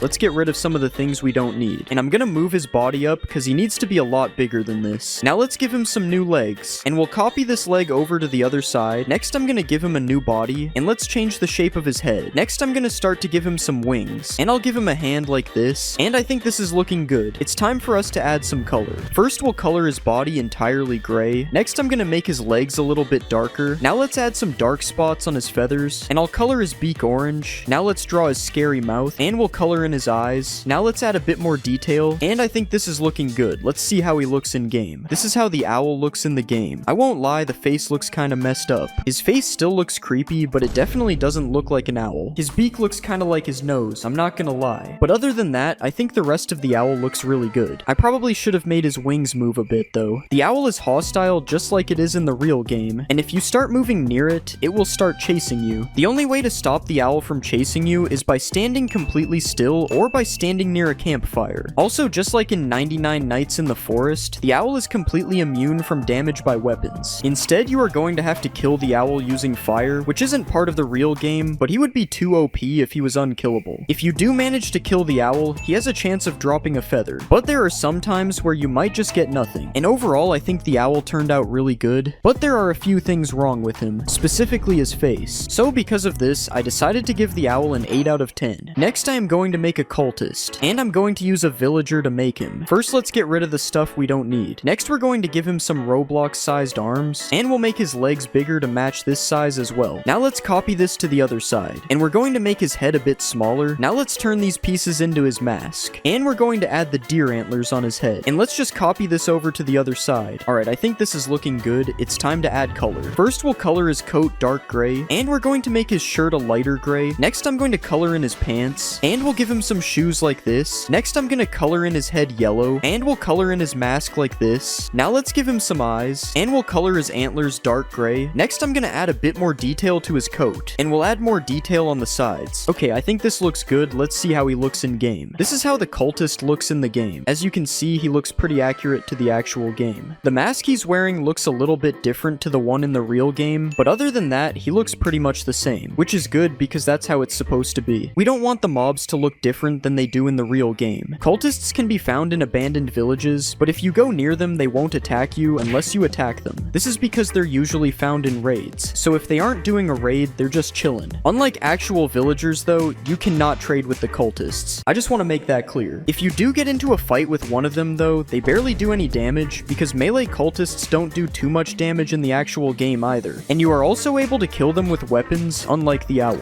So dealing with these guys should be pretty easy. If you do kill a cultist, they drop a stone axe because that is the weapon that they are using. You can't see the stone axe, but it is there. Trust me. Overall, I think the cultist turned out pretty good. He looks really accurate to the game. So because of this, I decided to give him a 9 out of 10. It would be a 10 if the mask was the same. Next, I am going to make an elite alien, and I am going to use a vindicator to make him because they kind of look the same. First, we'll get rid of the extra set of arms. Now let's change the shape of his legs, and we'll change the shape of his body. Next, I'm going to change the size of his arms as well, and we'll move and change the size of his nose. Now let's change the shape of his head, and we'll give him a sword in his hand like this. Alright, I think this is looking pretty good. It's time to add some color. Let's remove his eyes and use his eyebrows as eyes instead, and we'll make the eyes a little bit bigger. Next, I'm going to give him a mouth. Now let's color his shirt entirely blue, and I'm going to color his pants a dark greenish color. Next, let's add some detail to his shirt, and I'm going to add this thing on his pants. Now finally, let's color in his sword, and I think this is looking pretty good. Let's see him in the game. This is how the elite alien looks in the game. I will not lie, his face looks kind of weird. It looks like a cross between Shrek and an alien. I think the nose is throwing it off. Other than that, he does look really good though, except for this one spot on his arm not having any texture. Not really sure how that happened. Anyways, if you do find an elite alien running around in your world, it will attack you. And I did make it do a little bit more damage than a regular mob because it says that elite aliens are a lot more powerful than regular aliens. I also gave him slightly more health for this reason as well. He's still not that big of a threat though. It only takes 2 hits to kill him with a netherite sword, but be careful because he could start flying back up to space. I don't know why you would have to be careful of that happening because it doesn't do anything to you. I just wanted to show the alien flying back up to space. If you kill an elite alien, he drops a diamond sword which is supposed to be a laser sword, so let's just pretend it's a laser sword. And overall, I think the elite alien turned out decent, but there is definitely something wrong with his face. So because of this, I decided to give him a 7 out of 10. The next mob we'll make is an alpha wolf, and we are obviously going to use a wolf to make him. I don't really think we need to change much on his body, but let's just make this part a little bit bigger. Next, I'm gonna move his head like this, and we'll change the position of his mouth. Next, I'm gonna give him some big teeth, and we'll add some pointy ears, and I think this looks good. Let's color him in. First, we'll color the top of his body dark brown, and we'll color the bottom parts a bit lighter. Next, I'm gonna color his teeth bright white, and we'll color his mouth pink. Now let's give him some bright red eyes, and we'll give him some angry eyebrows. Now let's give him a big nose, and we'll color this nose in dark black. And I think this is looking pretty good. It's time to add him to the game. This is how the alpha wolf looks in the game. He looks kind of like a regular wolf, except more scary. That is literally what it's supposed to look like though, so that's a good thing. I don't really see anything wrong with this wolf either, so that's good. I finally made a mob that doesn't have any random mistakes. If you go close to an alpha wolf, it will attack you just like any other Minecraft mob, but just like in 99 Nights in the Forest, you are able to get away from them by going near a campfire. You can also kill the wolf with any weapon you want, but you have to be careful because the alpha wolf does a lot more damage than a regular wolf, which makes sense because it's an alpha wolf, so it does alpha damage. You also can't tame one of these wolves, unlike the actual Minecraft wolf, which means the only real use they have is dropping a piece of steak or a piece of leather, because that is what they drop in the actual game. I find it kind of weird that wolves drop steak, but whatever. Anyways, I definitely think the alpha wolf turned out pretty good, as there are no mistakes on him at all. So because of this, I'm going to give the alpha wolf a 10 out of 10. Next, we are going to make the deer, and I'm going to use a creaking to make him. First, let's get rid of some of the stuff we don't need. Next, I'm going to change the shape of his body. Now let's make his head a little bit wider, and I'm going to give him some new arms. Next, I'm going to give him new legs as well, and we'll turn this part into his mouth. Next, I'm going to make this piece into his ears. And finally, we'll give him some antlers. Alright, I think this is pretty good. It's time to add color. First, I'll color his entire body brown. Now let's color his mouth light brown. Next, I'm going to color in his eyes. I'll also color in his ears. Now let's color his antlers slightly darker, and we'll do the same for his hands and feet. Alright, I think this is looking pretty good. Let's see how he looks in game. This is how the deer looks in game. As you can see, he looks kind of scary. He also kind of looks like Ghostface a little bit, but I still think he turned out pretty good. The deer isn't a threat to you if you find him during the daytime, but at night you should definitely avoid running into him. If he finds you at night, he will chase you super fast, and if he manages to hit you with no armor, you will get insta-killed. The only way to stop the deer from attacking you at night is by being near a campfire or using another source of light to protect yourself from him. Just like in the Roblox game, you also aren't able to attack him with any weapons. The only way to kill him is by using some kind of light source that does damage, like lava. If you do manage to kill the deer, he drops a piece of deer meat. I probably wouldn't eat that though. We don't know where this guy's been. Overall, I think the deer turned out pretty good. He looks almost the same as the original, so because of this, I'm going to give him a 10 out of 10. I'm going to be remaking Minecraft mobs into Garden of Banban 6. The first character I'll make is Sir Dadadoo, and I'm gonna use a Ravager because they're both big and scary. First, let's remove all the stuff we don't need, and we'll start to make the shape of his body. Now let's start giving him an arm on the side. Next, I'm gonna start to give him a head, and I think this is good, so now let's start to add some color. First, I'm gonna color his body fully light gray. Now let's color his hands the same color as his head, and now we'll just give him some teeth on the bottom like this. Now finally, let's start to give him a tie, and I think this is looking good. Let's see how he looks in game. This is how Sir Dadadoo looks in game. He definitely looks pretty scary. He also kind of looks like he's from Monsters Inc. Does anyone else see that? It's probably just the tie that he's wearing. It makes him look like he's ready for work. Since Sir Dadadoo kind of looks like a slug, I decided to make it so that he walks very slowly. But don't let this trick you though, because just like in the actual game, Sir Dadadoo is able to move very quickly if he's attacking you. And if you get hit by Sir Dadadoo, he will give you all these potion effects, because in the game, he possesses some of the other monsters, so this is kind of the same thing. Subscribe or Sir Dadadoo will possess you. If you manage to kill Sir Dadadoo, he drops a Dadadoo tooth, which does the same thing as his attack does. It possesses things. And overall, I think Sir Dadadoo turned out really good. He looks a lot like the actual monster. So because of this, I decided to give Sir Dadadoo a 10 out of 10. Next, I'm gonna make the nanny, and I'll use a pig because the nanny is either a pig or a cow, but I don't know which. So first, let's get rid of these back legs. Now let's start to shape the body like this. Now let's make these legs a lot bigger. Now let's change the shape of her head a little bit, and we'll just give her some floppy ears like this. And I think this is looking good, so now let's color her in. First, I'm gonna color her body a grayish blue color. Now let's color her legs a little bit darker. Now let's color her nose blue, and we'll give her some bright yellow eyes like this. Now let's give her a blue mouth as well, and I think this is looking good. Let's see how she looks in game. This is how the nanny looks in game. I still can't tell if she's supposed to be a pig or a cow. Come on guys, which one is it? You have to tell me. Okay, I don't think they know either. In the game, the nanny is seen lurking in one of the first rooms before jump scaring the player, so I decided to make it so that the nanny is mainly found in dark areas as well. The nanny also moves quite slowly, similar to Sir Dadadoo, because this is how she's seen moving at first. But don't let this trick you again, because the nanny attacks you super quickly if you get too close, similar to her jump scare. I decided to make it so that if you kill the nanny, she drops a pork chop, and the reason I did that is because she looks like a pig. I'm sorry if she's a cow, I seriously can't tell. And overall, I think the nanny looks pretty good in game, but her body design just looks a little bit boring. So because of this, I'm going to give the nanny an 8 out of 10. The next character I'll make is Syringeon, and I'm gonna use a sniffer to make him because they both start with S. First, I'm gonna remove all the stuff we don't need, and I'm gonna turn his legs into feet like this, and we'll add a leg on top of the feet as well. Now let's start to add his neck like this, and we'll add his head on the top of his neck as well. Now let's start to give him some arms, and now we're gonna start coloring him in. First, I'm gonna color his entire body a bright pink color, and now let's give him a mouth like this, and we'll also start to give him some eyes on the top. Next, I'm gonna add his surgeon tools that he has on each of his hands, and I think this is looking good. Let's see how he looks in game. This is how Syringeon looks in game. This guy doesn't look that bad. I don't really know why he's turning like this though. This is definitely a problem. But other than that, Syringeon looks good. I especially like his face. It looks kind of funny. In the game, Syringeon is referred to as the surgeon, so I decided to make it so that he does surgery on you when he hits you. Okay, it's not actually surgery. He just freezes you and starts taking your hearts. I don't know how to make this guy an actual surgeon. Something I also just noticed is that Syringeon's arms aren't actually supposed to be in the air like this. His picture on the wall deceived me. If you kill Syringeon, he drops a beetroot, and the only reason I made him drop this random item is because it looks like a heart, and he is the surgeon. Overall, I don't think Syringeon turned out that bad, but there are a few things that are kind of weird. So because of this, I decided to give him an 8 out of 10. Next, I'm gonna make the naughty ones, and I'll use an endermite to make them because they are both kind of the same. So let's remove a few pieces like this. Next, I'm gonna change the shape of his body a little bit, and we'll give him a head on the top of his body. Now let's rotate the bottom of his body like this, and we'll start to give him a tail on the back right here. Next, I'm gonna add some ears on the top of his head. Okay, this is looking pretty good. Now it's time to give him some color. First, let's color his body this bluish color, and we'll color the inside of his ears purple. Now let's color his teeth bright white, and I'll actually change the color of his body because it's not supposed to be dark like this. Alright, I think this is looking pretty good. Let's see how he looks in game. This is how the the naughty ones look in game. Honestly, they pretty much look exactly the same as they do in game. The only thing that's really different is that we are seeing them in the light, which I'm not sure if that is even possible. The naughty ones are incredibly fast, as you can see, and this makes them actually pretty scary. Well, I don't know about scary, but they're sort of like a buff silverfish. The naughty ones also won't attack you when there's light around, but if you run into one of these guys in a cave, then you might be in trouble. I also gave the naughty ones a jumping attack animation, which is supposed to be like their jump scare, and if you manage to kill these guys, they drop an amethyst shard, and I don't really know why. I just picked it because it's purple. Overall, I think the naughty ones turned out exactly how they should have, so because of this, I'm going to give them a 10 out of 10 as well. The next character I'll make is Kittysaurus, and I'm gonna use a cat to make her because she is partially a cat. First, let's get rid of these legs, and we'll move these body parts and change the shape of her body. Next, we'll start to give her some feet down here, and we'll add some legs on top as well. Next, I'm gonna change the shape of her head as well. Next, I'm gonna give her some T-Rex arms like this, and I think this is looking pretty good. Now let's add some color. First, I'm gonna color her body an orangish color. Now let's color her feet white, and let's give her some teeth as well. And I think this is looking good. Let's see how she looks in game. This is how Kittysaurus looks in game. As you can see, she is massive. She also kind of looks more like a dog than a cat, but I guess that's fine. She still looks scary either way. Similar to the naughty ones, Kittysaurus is also incredibly fast, which makes it basically impossible to escape her. Fortunately, this is Garten of Banban 6 though, so we don't have to worry about her attacking us. Since Kittysaurus is part cat, I decided to make it so that you can tame her. And I decided to make it so that you tame her with rotten flesh because it just seems like an item that would be used to tame her. If you tame Kittysaurus, you are also able to ride her, although I'm not really sure if this is the right place to be riding on top of her. But it's still better than some of the mobs I've made, I guess. Overall, I think Kittysaurus looks pretty good, but she also looks a little bit like a dog. So because of this, I decided to give her a 9 out of 10. Next, I'm gonna make Bittergiggle, and I'll use a pillager to make him. First, let's remove some of the stuff we don't need, and we'll change the shape of his legs, and we'll also change his arms. Now let's start to shape his head a little bit like this, and we'll just color his body fully green for now. Next, I'm gonna split his body into two colors by making this side purple. Now let's add these spots on the purple side of his body like this. Next, I'm gonna give him a mouth like this. Now finally, let's give him some eyes, and I think this is good. Let's add Bittergiggle to the game. This is how Bittergiggle looks in game. I will say this is not one of my best mobs, but he is a pretty difficult character to make, as he has a lot of random parts extruding out of him for no reason. In the game, Bittergiggle tries to fight Sir Dadadoo, so I made it so that they fight in Minecraft as well. Although it's pretty much the same outcome, there's no way Bittergiggle will beat Sir Dadadoo. If you right-click on Bittergiggle, I gave him a laughing animation because he likes to tell jokes, and right-clicking him also gives him a random chance to tell a joke as well. I sure hope nothing bad happens because of that. If you kill Bittergiggle, he drops a clownfish because he's funny, and clowns are supposed to be funny. And overall, I think Bittergiggle isn't the best looking mob, but I do like some of his features. So because of this, I'm going to give Bittergiggle a 7 out of 10. Next, I made Tardibird, and I made him from a horse. You'll see why. I got rid of all this stuff, colored him blue, and then I added his wings. I added Tardibird to the game, and he actually looked pretty good, but I think there is something wrong with him. Yeah, for some reason he's kind of dirty, and water isn't fixing it. I figured out how to fix this, and he was actually looking really good, except for this one spot on his beak, but we'll ignore it. I decided to spawn a baby Tardibird, and this is what he looked like. I like how he just follows the big one around, just like in the game. You're even able to put him on the big one's back as well. Oh wait, I guess he hasn't tamed him yet. In the actual game, you have to ride Tardibird, so I decided to try that for myself. Why does he keep doing that when he kicks me off? It looks really weird. I'm honestly surprised with how perfect this looks. I mean, the legs look a little bit weird, but this looks really good. I'm even able to make Tardibird jump. This is insane. I decided to give Tardibird a 10 out of 10. Honestly, there was nothing bad about him at all. It's time for the next mob. Next, I made Nabnalina. I decided to make Nabnalina from an iron golem. I colored her fully black, gave her a mouth, and finally I added her arms. Nabnalina looks really good in game as well. The arms look kind of weird, but I think she's just asserting dominance. It's fine. Also, the legs are missing texture, but you didn't see that. This never happened. In the game, you have to inject Nabnalina with some kind of chemicals to make her come to life, so I decided to try that in game. Yeah, she doesn't seem to be drinking it. I guess she isn't thirsty. Nabnalina honestly looks pretty strong, so let's see if she can take out some pillagers. Okay, the pillagers don't really have a chance. They're getting destroyed. Yeah, Nabnalina didn't take any damage, but we'll give her an iron ingot anyway. She deserves it. There isn't much to do with Nabnalina, so I decided to make her ride Tardibird. Okay, I might have done that backwards, but honestly this is better. Tardibird's legs probably needed a break anyway, although I'm not sure if Nabnalina is able to see anymore. I decided to give Nabnalina a 9 out of 10. It would have been a 10, but I can't look past the bra pose. It's too cursed. Next, I made Hijacked Banban. I made him from a zombie. I changed the shape of his body, colored him red, and then I gave him some eyes. eyes. After that, I added his mouth, gave him some horns, and added his feet. I added hijacked Ban to the game, and he was honestly looking pretty scary. He also looks like Venom, or maybe that's just me. I always say things like this, and then they look nothing like it. Let's spawn a baby Ban. This guy's kinda fast. This would actually be scary if it was the real zombie. I decided to spawn a real Ban, and then I tested which one of them is the best Ban. Ban has a sword, so he probably wins this. Yeah, hijacked Ban didn't stand a chance. Ban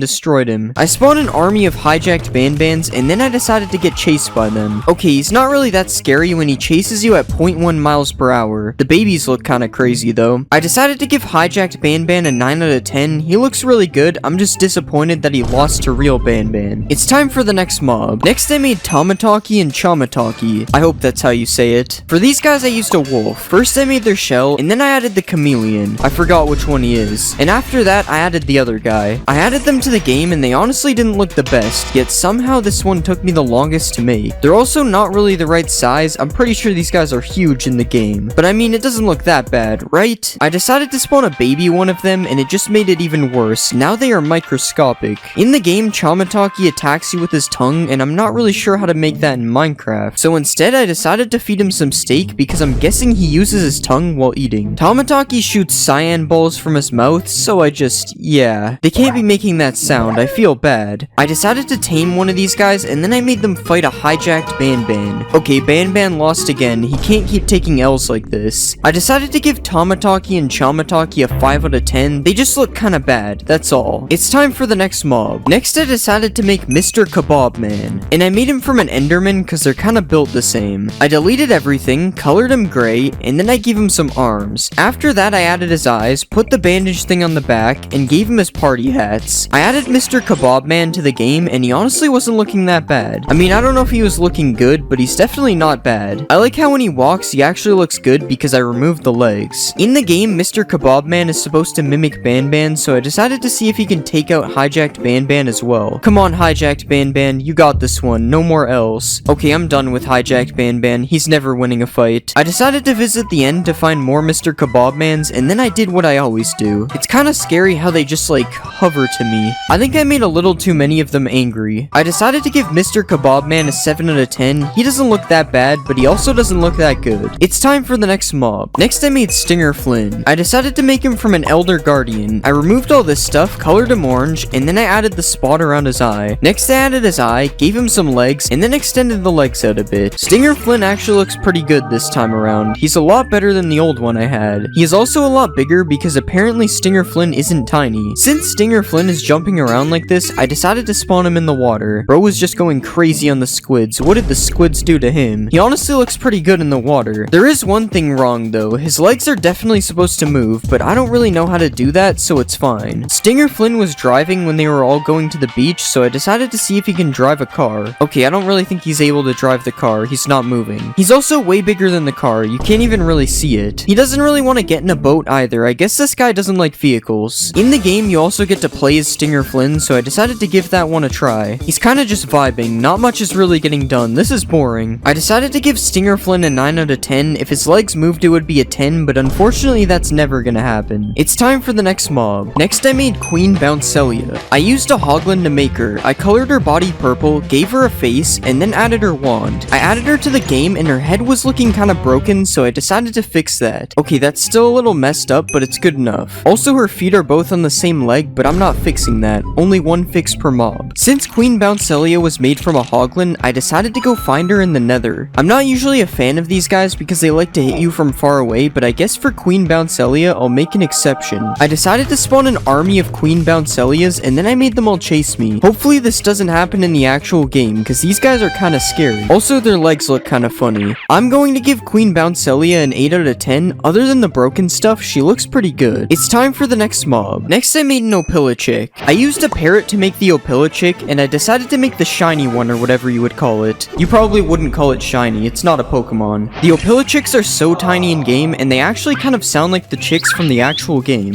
I'm pretty sure dodo birds can't fly, so that's kind of a problem, but other than that, they look great. In the game, you have to abduct all the Opilichicks and move them to their beds, so I decided to try that in Minecraft as well. What? Who is this? Where did the Opilichick go? That was interesting, but I mean it worked. I can also spawn a baby Opilibird, and it kinda looks like the default Opilichick texture. Although this one isn't as cool, all I can really do is feed it a bunch of seeds. Oh, that's not an Opilichick anymore. In Garden of Banban 2, there are 6 Opilichicks, and in the first game, you feed Opilibird 6 eggs, so there's definitely some interesting birth methods going on there, so let's test to see if this is true. Wait, it actually worked. I decided to give the Opilichick a 10 out of 10. Overall, it looks really good, and you are even able to keep one of these as a pet. Wait, my bad, Opilibird, I didn't know. Next, I'm going to make Slow Celine. Since Slow is literally in her name, I made her from a turtle. I gave her a big green shell, added her long neck, and then I gave her some bright white teeth. After that, I added her 2 large eyes, and I drew a swirl on each side of her shell. I think she turned out pretty good. The eyes and the mouth are really creepy, just like in the actual game. Let's see a baby Slow Celine. I like how it's just a really small version of the regular one. In the actual game, Slow Celine chases you down a hallway, so I decided to add that as well. Okay, this is actually kinda scary. She's just slowly approaching. She is also not looking away, so I guess I have to keep standing still. Because I made Slow Celine from a turtle, I can also put her in the water and she will be fine. Okay, she's not really that slow anymore. Imagine going to the beach and there was just a massive snail swimming around in the water. Probably happens in Florida. I decided to give Slow Celine a 9 out of 10. She looks really good in game, but she's kinda boring in general. It's time for the next mob. In the game, there are 7 different Fiddles crew members, so I made all of those next. I used a Strider to make them all, and first I made brown Fiddles. This is the actual color used in the game. I don't really know how this is brown. Next I made Cyan Fiddles, and there is a giant version of him in the game, but I don't know how to make that, so instead I just made a giant stack of Cyan Fiddles. I'm sure the ones on the top are fine. Next I made Emerald Fiddles, and this is him in game, and then I made Orange Fiddles. Orange Fiddles only has 1 tooth. I wonder what happened to the other one. Pink Fiddles has 2 teeth, and apparently he is dead in the game, so I'm just gonna have to... Next I made Red Fiddles, and he is my favorite because his eyes just stay like this forever. Like, how is he able to see anything? Here's me riding a Red Fiddles as well. He honestly looks better than the actual Strider. The last Fiddles is Yellow Fiddles, who apparently has a pirate-like appearance because of his missing eye. So cause of this, I am kidnapping him in a boat. I'm going to give the Fiddles a 63 out of 10. There's 7 of them, so they get 7x the score. Next I made Sheriff Toadster. I made him a frog because that's probably what he is. I changed the shape of his body, colored him the same color as the McDonald's villain, and made his weird shaped head. Next I added his teeth, and I gave him his badge on his chest. Finally I colored in his belly, and gave him this little hat on top of his eye. I'm not gonna lie, he doesn't really look like he's smiling. Instead, he looks like the bully from Arthur. His arms are also completely broken. I'm pretty sure I attached them to his legs. Sheriff Toadster probably fights crime, so I'm going to steal an Opilichick in front of him and see what he does. He doesn't appear to be doing too much. He is jumping really high though. He definitely made it through police training. Maybe an army of Toadsters will stop me. I already knew they wouldn't. I don't know why I did this. Oh, I guess Sheriff Toadster is hungry. I'm going to give Sheriff Toadster a 7 out of 10. He looks kinda weird, honestly. It's time for the next mob. Next I made Nab Nab. I made Nab Nab from a spider because he kinda looks like a spider. I gave him some long legs and arms, changed the shape of his body, and then I colored him fully blue. After that I gave him some teeth, then I added his tongue, and finally I gave him 3 eyes. Okay, I don't think his legs are supposed to look like that. I fixed his legs, and then he looked a lot better in game. Well, I don't know about better, but putting him sideways actually makes him look scary. In the game you get chased by Nab Nab, so I decided to try that in Minecraft. Yeah, this is definitely not something you want chasing you. It just looks so weird because in the actual game, he's on the roof and not on the ground. Nab Nab is also supposed to have a birthday hat, and I didn't even notice, so we'll just pretend I added a hat. Also, if you can't tell, Nab Nab is Banban spelt backwards, so because of that, you should eat Dirkbus. I decided to get Sheriff Toadster to lock him up for good. He sure won't be escaping this jail, especially not through the vents. I decided to give Nab Nab a 6 out of 10. He looks kinda cursed. I'm sorry, Nab Nab, I meant 10, I swear. Next, I decided to make Zolphius. I don't know what Zolphius is, but he's big, so I made him from a ghast. Zolphius is just a circle with a face that looks like it was drawn by a 1-year-old, so I decided to do that. The only difference is I'm not 1 years old, I think. I added Zolphius to the game, and it kinda reminds me of when I made Ambush. They look very similar. I would have to say that Zolphius is scarier though. It's something about the amazing art skill required to make his face. I decided to visit the Nether to find a wild Zolphius. He kinda looks like like a ping pong paddle, so let's see who will win a game of ping pong, me or Zolfius. I don't think he wanted to play. I wonder what it will look like if I fill the whole sky with Zolfiuses. Yeah, this is a pretty good Minecraft experience. I literally cannot hear anything. I'm going to give Zolfius an 8 out of 10. He's a big flying drawing. How bad could he be? It's time for the next mob. Next, I'm making Mini Josh. It is unknown if Mini Josh will be hostile, but I'm assuming he is, so I made him from a silverfish because they are small and hostile. I deleted all of these things, added his legs, made his body bigger, and then I gave him some arms. After that, I added his head, colored him fully green, and then I added his eyes. Mini Josh looks like he's sad, so I gave him a sad mouth, and then I added him to the game. I was surprised with how he looks in game. All this waddling looks pretty weird. Also, none of his body parts move, which makes him look pretty bad. I decided to spawn Mini Josh with Jumbo Josh, and what happened next was shocking. I'm just kidding, you probably expected this. Next, I spawned an army of Mini Joshes, and then I made them fight Jumbo Josh. This is like a Mr. Beast video, 100 kids versus 1 adult. Mini Joshes could actually win this one, there's a lot of them. Never mind, Jumbo Josh seems to be invincible. I decided to give Mini Josh a 5 out of 10, he's kinda missing a lot of things, like moving arms and legs. It's time for the next mob. You're probably wondering where Jumbo Josh came from. I used the Warden to make Jumbo Josh, and I gave him a big head, a creepy mouth, and then I added some green texture all around him. Jumbo Josh is massive in game, and he actually looks really good as the Warden. Jumbo Josh also tells kids to eat fruits and vegetables to become strong like him, but honestly, I wouldn't let him near your kids. I went to the deep dark to see Jumbo Josh emerge from the ground, and then I fed him some fruit and vegetables like he says. Unfortunately, Jumbo Josh didn't want to eat the food, and instead he wanted to eat me. I would say that I killed him to try and make myself look cool, but let's be honest, we all know what happened. I'm going to give Jumbo Josh a 10 out of 10, and that has nothing to do with him holding me hostage. It's time for the next mob. Next, I made Ban Ban. I made Ban Ban from a wither skeleton. I colored him fully red, gave him some eyes and a mouth, and then I added his big tongue. I then gave him his birthday hats on his head, and finally I changed his arms a little bit. Apparently changing his arms a little bit didn't matter though, because they fully disappeared in the game. Oh wait, they're inside of him. I decided to fix his arms, and this is how Ban Ban looks in game. I decided to visit the Nether to try and find Ban Ban myself. Ignore the Netherrack, I don't know how this got here. When you think of it, Ban Ban is a devil, so he's supposed to be in the Nether. Wait guys, I was just kidding, I didn't say that. To make things a little more cursed, I decided to replace all the heads on the Wither with the Ban Ban heads. Now let's see who will win, the Ban Ban, Wither, or Jumbo Josh. Why is Jumbo Josh not fighting back? Okay, now he's going crazy. Alright, Jumbo Josh couldn't do anything, Ban Ban was flying. I decided to give Ban Ban a 6 out of 10, he doesn't look that great. It's time for the next mob. Next, let's make Banbalina. I used a wither skeleton for Ban Ban, so I made Banbalina from a skeleton. I copy-pasted all of Ban Ban's body parts onto her, and then I colored her fully white. Next, I gave her some eyes and drew her mouth, and then finally I added her pink bow on her horn thing. I forgot Banbalina also had a problem with her arms, so I had to fix it again. This is how Banbalina looks in game. She kinda looks like a weird bunny.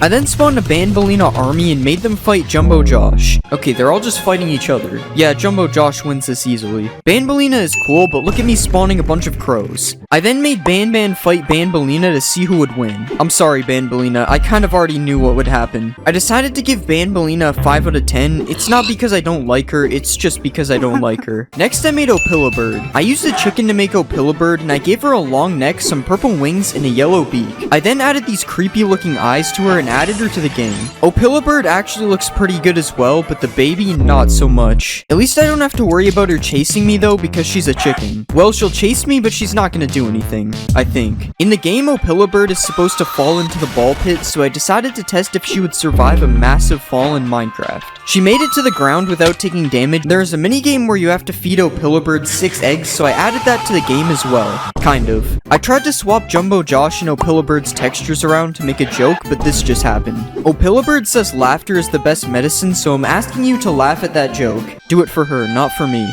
I decided to give Opilabird an 8 out of 10 because she can't harm me for my opinion. Okay, really? Next, I made Captain Fiddles. I made Captain Fiddles from a Strider. First, I shrunk his legs and made his body smaller. Next, I colored him fully blue and I gave him a mouth and some eyes. Then finally, I added some arms and some hands. Captain Fiddles actually looks pretty good in game, other than the fact that his legs aren't attached. Also, he's a really good method of transportation. Okay, well, he's not that good. He's kinda slow, honestly. You can even spawn a baby Captain Fiddles for whatever reason. His legs are even more broken, but it's fine. It is said that Captain Fiddles is known for his love of music, so I decided to play a song for him.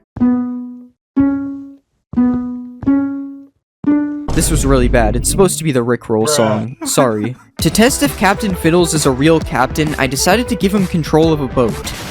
I'm going to give Captain Fiddles a 9 out of 10 because there isn't that much wrong with him. I added every monster from Rainbow Friends Chapter 2 to Minecraft. First I made Cyan, and I used a Ravager because they look exactly the same. I removed this stuff, colored her cyan, and gave her some eyes. I added Cyan to the game and she was actually looking pretty good. Oh wait, she's attacking all the villagers. I don't really want her to be doing that. That also made me notice that her legs look really bad when she's running, but other than that, she looks fine. She also has a really big shadow. That looks kind of funny. In the game, you get chased by Cyan, so I decided to see how that looks in Minecraft. Cyan is really fast in the actual game, and she's also pretty fast in Minecraft too, so that's pretty accurate. Okay, this is actually kind of scary. She looks really hungry. Oh wow, she also does a lot of damage. I can't let her hit me again. That would be bad. Since Cyan does so much damage, I decided to see if she can beat an iron golem in a fight. Okay, I don't even have to use the stick. They're already mad. Come on, Cyan. You can beat this guy easily. Okay, never mind. I was wrong. It looks like the iron golem can beat Cyan easily. Oh wait, why did she drop a saddle? That's kind of weird. I decided to give Cyan a 9 out of 10. She looks really good, and her chase in Minecraft is really accurate. It's time for the next mob. Next I made Yellow, and I decided to use a hoglin to make him. I shrunk his whole body, colored him yellow, and gave him his propeller thing on his back. I added Yellow to the game, and I can't really tell if he looks good or bad. To be fair, Yellow is quite hard to make, so this honestly doesn't look that bad. He also has a big shadow just like Cyan. That's really weird. Since hoglins can't live in the overworld, I decided to go to the nether to find a wild yellow. Okay, here's a group of yellows that I definitely didn't spawn in. I found them naturally. Oh yeah, there's also a baby yellow, but I think something is wrong with him. Let me know in the comments if you can tell what's wrong with him. It's kind of hard to see. Since yellow is supposed to be able to fly, I decided to see if I can make yellow fly in Minecraft as well. Okay, now you might think hoglins can't fly, but there's actually a secret in Minecraft where if you look at the ground for 3 seconds and then look all the way up as fast as you can make all the hoglins start to fly. It's definitely not a command, it's just a secret feature. I decided to give Yellow an 8 out of 10. He doesn't look that bad, he's just really hard to make. It's time for the next mob. Next I made Pink, and I made Pink from a zombie. I bent his legs, colored him pink, and gave him some eyes. Finally I colored in his eyes, gave him a mouth, and then I added some small cheeks. I added Pink to the game and he was burning. Okay, I should probably fix that. When Pink is not burning, he actually looks pretty good. There is a slight problem with his legs, they aren't really connected, but other than that, I'm not seeing anything wrong with him. Since Pink was supposed to be added to the game, I decided to make him battle Cyan and Yellow to get a spot in the game. First, we'll do Cyan versus Pink. Okay, that was kind of embarrassing. I don't think he even hit her. What about Yellow versus Pink? Okay, this fight is actually looking a little close. And Pink still died. I guess we know why he was benched from both chapters. I decided to spawn a baby Pink to see what he looks like, and he looked about the same as the big one. I will say the baby one runs a lot faster than the big one though. This guy is going crazy. I decided to give Pink a 9 out of 10. He honestly turned out pretty good, other than his legs. That's the only problem. It's time for the next mob. Next we'll make Orange, and we will make him from a wolf. Let's change the shape of his tail, and we'll rotate his body. Now let's give him some arms, and we'll give him some teeth. Okay, these are way too big. That looks better. Okay, I'm not sure if you guys see the problem here. That should be good enough. Okay, his head definitely does not work though. I guess wolves bend their head a lot. Let's spawn a baby Orange. It's the same thing with a bigger head. Let's try to tame Orange. Yeah, this is perfectly normal. Nothing is wrong here. Now he just has a big red square and his tail is broken. Let's spawn an army of oranges, and let's see them take down a skeleton. Okay, the skeleton got eaten in like 2 seconds. Come on, Orange, take down the warden. Oh no, that was fast. Alright, I'm going to give Orange a 6 out of 10. He was kinda cursed. It's time for the next mob. Next, we are going to make Purple, and we are going to make him from a frog. Let's delete all this stuff, and we'll change the shape of his body. Now let's color him purple. Now let's extend out his head, and we'll make it a little bit round. Now finally, let's give him some eyes,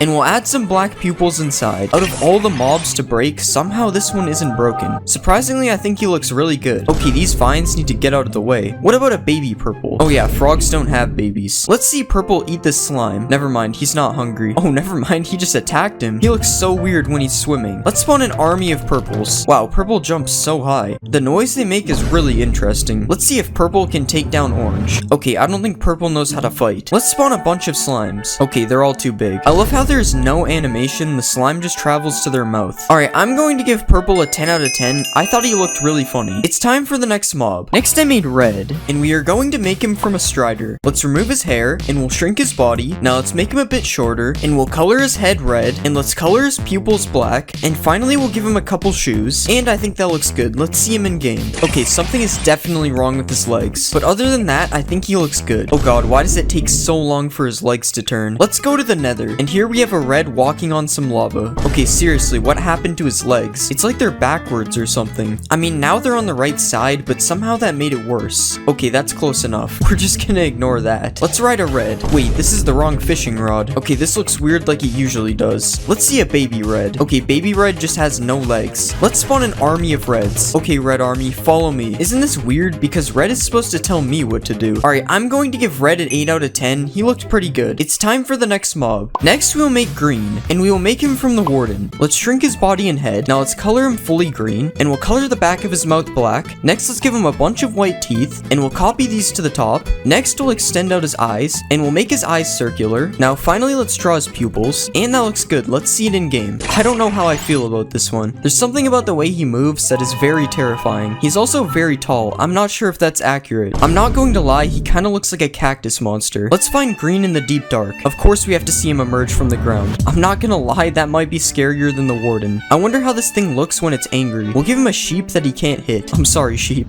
Okay, that wasn't that cool. Let's spawn an army of greens, and let's see if the Flash can beat them. Oh, he's running at him. Yeah, the Flash will not win that. I give the green rainbow friend a 10 out of 10. He's honestly scarier than the warden. It's time for the next mob. Next, we are going to make blue, and we are going to make him from an iron golem. Let's make his arms a bit smaller, and we'll do the same for his legs. Now let's change the shape of his body, and we'll color him fully blue. Now let's add his crown, and we'll color it yellow. Next, we'll add the spiky parts on top, and we'll add his eyes, and let's put the circle inside this one, and we'll add the X to the other one. Now let's draw his mouth, and we'll put the drool on the side, and I think that looks pretty good. Let's see it in game. That looks pretty good, I think. Let's see if blue can beat Gordon Ramsay easily. Let's see if blue can beat Thor and Gordon Ramsay. Still too easy. Let's see if blue can beat Sully. Yeah, blue literally had no chance. Let's spawn an army of blues. Oh no. Oh god, this is bad. I think I spawned a little too many. There's so many of them, they can't even move. Sully's not even fighting back. He knows he's doomed. Never mind. Wow, he actually almost beat them. Well, he almost beat like 3% of them. I'm going to give blue a 10 out of 10. I think he looks perfect. I added every fan-made Garten of Banban monster to Minecraft. First, I made Admiral Krusty, and I'm using a spider for him because crabs are kind of like spiders. I deleted these things, colored him red, and then I added his claws. I added Admiral Krusty to the game, and he was honestly looking pretty good. I think this is probably one of my best looking mobs I've made so far. This actually looks a lot like him. I'm pretty sure he's supposed to have boots on his back legs though, so that's not good. But other than that, he looks great. I decided to spawn an army of Admiral Krusties, and then I got them all to chase me. I don't know why, but this actually looks kind of scary, and I'm not just saying that. It's something about the way their legs move. These are probably just the crabs getting revenge for being locked in a tank at the grocery store. Since Admiral Krusty is a water mob, I decided to see if he can beat a guardian in a fight. Come on, Admiral Krusty, you're the king of the water. You got this. Okay, this fight is taking a really long time. What is going on? And after all that, he still didn't win. I guess Admiral Krusty isn't the king of the water. He lost to a regular guardian, not even an elder guardian. I decided to give Admiral Krusty a 10 out of 10. I really like how he looks. He's one of my favorite mobs so far. It's time for the next mob. Next, I made Mr. Grimm, and I used a warden to make him because I felt like it. I don't know why. I changed the shape of his body, colored him black, and added some ear things to the side of his head. Next, I gave him a mouth, added some eyes, and gave him teeth. Okay, I don't know why, but he looked really weird before, so I changed everything, and now he looks a lot better. I added Mr. Grimm to the game, and he actually looked kind of scary, but not in a good way. I don't know why, but this dude kind of looks like Santa. I think it's his mouth. It kind of looks like it's supposed to be a beard. I decided to go to the deep dark, and then I made a Mr. Grimm emerge from the ground. Mr. Grimm is a magician, so it makes sense for him to do that. It's honestly a pretty good magic trick. I never even noticed this before, but his animations don't really fit him. It kind of looks broken. I decided to spawn an army of Mr. Grimms, and then I did the usual. Oh no, they're angry. Why do these guys look so weird when they chase you? Like, look at their head. What is going on? Maybe I should have connected their head to the body, because that looks really weird. I decided to give Mr. Grimm a 7 out of 10. I'm not really sure if he looks good or not. He looks kind of weird. It's time for the next mob. Next, I decided to make Nighty Boo, and I used a phantom to make him because a bat is a little too small. I changed the shape of his body, colored him green, and then I added his ears. Next, I added his hat, gave him some eyes, and then I made his other face on the bottom. I added Nighty Boo to the game, and I honestly can't really tell if he looks good or not. It's very hard to see his faces. Okay, I guess that looks pretty good. I'm not sure if he really matches the actual Nighty Boo though. I also don't know why he has these particles on his wings. I guess I'm not up to date on phantom lore. All I know about phantoms is that they're very annoying. Since phantoms like to fight, let's see if Nighty Boo can beat Admiral Krusty. Okay, I'm not really sure if this is supposed to happen. He's just flying up in the air. Okay, I guess Nighty Boo doesn't want to fight. He only fights humans. I spawned an army of Nighty Boos and then I tested to see how fast they can kill me. Okay, why is it actually kind of hard to dodge them when there's this many? I must have not slept for weeks because this many phantoms is absurd. Wait, I think I found a way to beat them. They can't catch me. I decided to give Nighty Boo an 8 out of 10. He looks pretty good, but he doesn't really look like the actual Nighty Boo. It's time for the next mob. Next I made Patched Willy, and I didn't really know what to use for this one, so I just used the Ender Dragon. I deleted all this stuff, shaped him into a worm, and then I added his tongue. After that I colored him in, gave him some spikes, and added all of his eyes. I added Patched Willy to the game, and I don't really know what happened to him. How did he get this tail and neck? That definitely wasn't there on Blockbench. It would definitely make him look a lot better though, if only the tail had purple on it too. I will say this guy kinda reminds me of when I made PJ Pugapillar. They're just so similar because of the stripes. There isn't really much you can do with Patched Willy other than wait for him to perch. That actually looks kinda good when he turns around, other than the parts with both colors. And he also looks like he's doing the worm when he's perched, so that definitely fits him. Since there isn't anything to do with Patched Willy, I decided to see if Mr. Grimm can kill him. Okay, I don't really know if he knows where Patched Willy is. He doesn't seem to be attacking him. Yeah, I can't even make them fight with the wand. This is unfortunate. I decided to give Patched Willy a 5 out of 10. He doesn't really look right, and he's also really boring. It's time for the next mob. Next I made Admiral Krusty's crew member, and I made him from an iron golem because he looks kinda buff. I changed his body, colored him blue, and then I gave him new arms. After that I added his beak, gave him an eye patch, and then I added his other eye. I added him to the game, and he didn't really look that good. I mean, he doesn't really look that bad either, but he just doesn't look like the guy in the picture. He looks way less scary. He also kinda looks like that bean guy. I don't know what his name is. Since this guy doesn't have a name, or at least I don't think he does, I'm going to call him Crewmate Chicken, because he kinda looks like a chicken, if that's what he's supposed to be. Since a Guardian killed Admiral Krusty earlier, I decided to see if Crewmate Chicken could avenge him. Okay, he easily killed him. I see why this guy is on Admiral Krusty's crew, but since he's only a crew member, let's see if he can beat Admiral Krusty in a fight. Okay, he can easily do that. I don't see why this guy isn't the captain. I decided to give Crewmate Chicken an 8 out of 10. He doesn't look perfect, but he also isn't that bad. It's time for the next mob. Next I made Doom Doom, and we'll use a Ravager to make him. I shrunk his legs, changed his arms, and then I shaped his head. Next I colored him yellow, gave him some hair, and added his eyes. I added Doom Doom to the game, and he was actually looking pretty good. He looks really angry, and I'm pretty sure he's supposed to be a bull, so that's probably accurate. Bulls are always angry for some reason. Okay, I'm pretty sure he's supposed to be moving a lot faster though. The actual Doom Doom charges at the speed of light, but maybe it's because he has no one to charge at yet, so let's get him to charge me. I think I'm supposed to be holding out red wool to make him mad. Okay, I was right, now he's a lot faster. Also, his head is really glitchy, but we'll just ignore that. I already said he looked good. I decided to spawn a Smiley Miley, and then I tested to see who would win in a fight. I don't really think Smiley Miley has any chance. Doom Doom is huge. Look at his head when he attacks, it looks so weird. Yeah, Doom Doom barely took any damage. I guess he's just too OP.